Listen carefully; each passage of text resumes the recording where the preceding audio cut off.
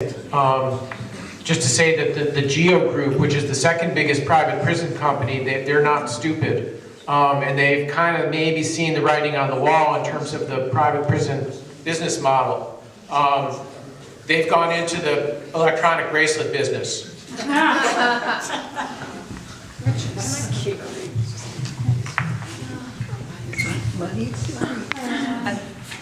I do want to give an opportunity for continued questions, but I wanted to make a quick comment on Donna's comment about the public voice in the legislature. And I would say, in addition to individual members of the public, whether you're going as an individual, whether you're going as a church member or party, whatever, can be very powerful. But in addition to that, on this particular issue, sending a communication or picking up the phone and calling your executive counselor, or in particular, calling your neighbor, Governor Hassan, and letting her know that in your eyes, this benign sounding public-private venture or public-private partnership is not benign and is not the direction that New Hampshire needs to go in. I would say the voice of people in the greater Exeter community probably have enormous power and potential in this particular issue. So I just encourage you to think about that. Thanks. We're getting close to the end of our time. So you have a question, but how about 2 more questions? And then I'll officially close the proceedings. I know some of our panelists have a long way to go home tonight. If you would like to stick around for a few more questions, that'd be okay. But so 2 final questions, starting with you. I don't have so much a question, but I'd like to reinforce what you've been saying about Strafford County. Because for those people who are really interested in understanding what the alternative programs are, I was fortunate enough today, by coincidence, to spend the day at the Strafford County Courthouse and in the prison, and speaking with the judge, with the clerk of the court, with the prison superintendent, and the different administrators of the prison. But more importantly, in the court, they had 3 people that came in and had graduated, or in the process of graduating from drug court.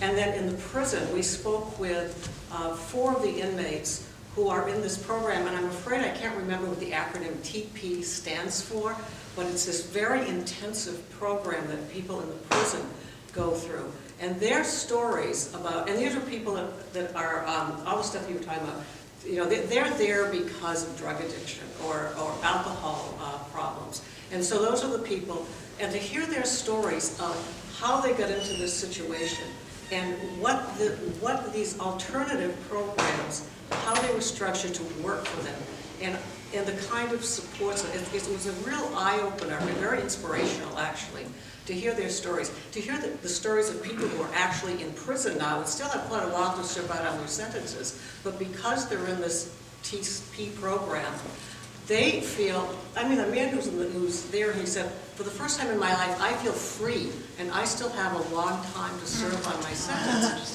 But they have sort of refound themselves. So we don't have to look far, if here in Rockingham County, where this stuff isn't being done, to look and see. And I know they have a unique situation because of the way their prison was designed and built and what they're doing. But the county administrator was saying that for the prison costs, it's $77 a day per prisoner.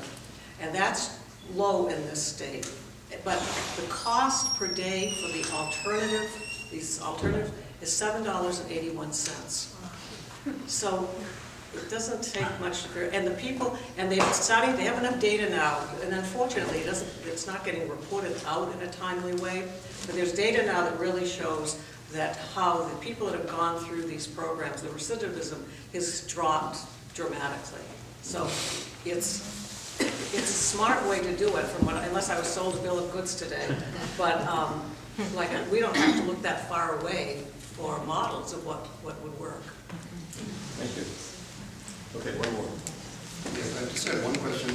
People said either write somebody or call somebody. And I don't have any sense which of those 2 is is the better way to approach somebody? I know I don't like to get calls. You mean you're the state representative and executive counselor of the Yes. governor? Yes. So I'd say the best thing is up close and personal. If you happen to be in the same room with them, say at the Congregational Church, go talk to them, introduce yourself, develop a relationship. Start by trying to develop a relationship with your own representatives and your own senator. Just call them up. Say, I want to get to know you. I want to find out what you care about. These are some of the things that I care about, and be able to keep that going. Once you've developed a relationship, maybe, Don and others can tell me whether I'm on track or not, but once you've developed a relationship with them, and if it's respectful, you'll be able to continue a conversation with them about issues that matter as things unfold. And then they're more likely to pay attention to your voicemails, or pay attention even to your email messages. If all you're doing is blasting them with emails, they're getting, how many emails do you get a day? I'd say at least 50 a day. 50 a day, and sometimes it's more, if there's a hot issue that's coming before your committee. The people who are dealing right now with the Stand Your Ground repeal, they're just getting, lots and lots of messages, and they might be coming from all over the country, because your email address is on the internet. So you can't even tell from the subject line and who it's coming from that the person even lives in your district. So that's a challenge. So I say develop a relationship with your legislators, as personal as you can, and then the phone calls, the email messages will make more difference. And yes, they do expect to get phone calls from you. And yes, Representative Schlackman does not have an office and a secretary at the State House, so you can't call her there, which means if you want to reach her, you've got to call her at home or get her cell phone number. Is that fair? Am I fair on that? Absolutely. So I think one of the takeaways from this is that yes, we are the people, and this is we the people, right?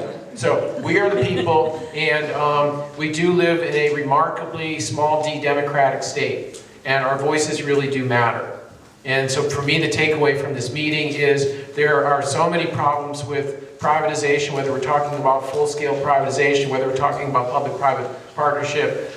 We've got a lot of problems we can identify. We need to tell people about that. We also know that there are alternatives, there are better ways to do this stuff that we understand, that we've seen operating, and the state could do a better job of this and turn this process in the right direction. So we don't start by saying, how should we build a new prison and who should own it, and then go backwards. We need to start by coming up with common sense, workable, moral approaches to these issues and go forward. And that we matter, our voices matter, we can make a difference on this before it's too late. Thank you.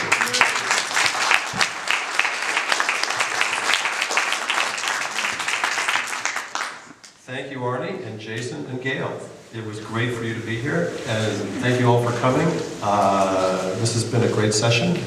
Drive home safely.